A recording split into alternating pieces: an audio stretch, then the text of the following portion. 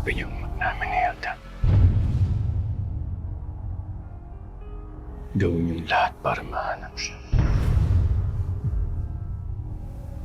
Senyor, ipagpaumanin po ninyo pero mas madali siguro utusin nyo na lang kaming pumatay ng kaaway. Walang kahirap-hirap. Kaysa hanapin po ang anak ninyo. Mangangailangan po ako ng sapat na panahon para mangyari yun. Sigurado ka ba sa lumalabas bibig mo, Hugo?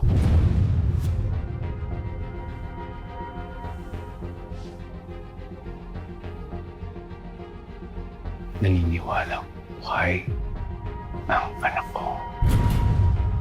Kaya't kailangan niyo siyang hanapin.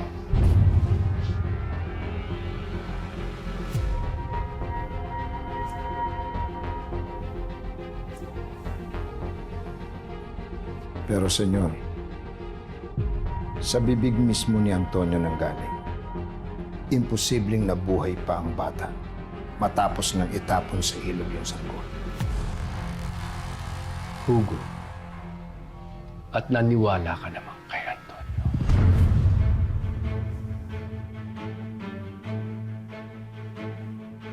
Ilang beses ko na bang binanggit sa'yo, walang imposible sa mundo. Ang dati kong mortal na kaaway ay anak ko pala. Pinagtagpo kami ng kapala. Sino mag-aakala? Ikaw?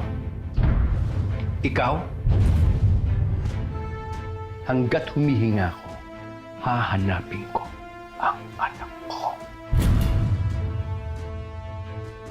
Naintindihan ko, senyor.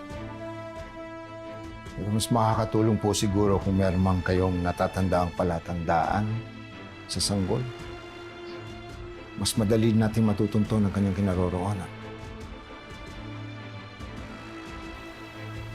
Kwintas. May binigay ako sa kanyang kwintas na may alakdan. Ang tagapagmana ng lahat ng meron ako, anak. Ikaw ang sasambahin ng lahat na magiging dakilang pinuno ng grupong ito na nagmula pa sa lahi ni Magellan.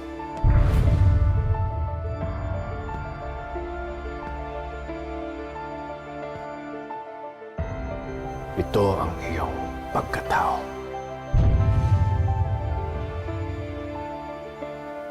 Isang alakdan.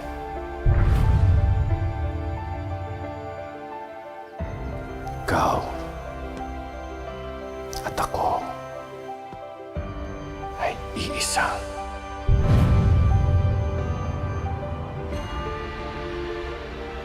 Paglaki mo,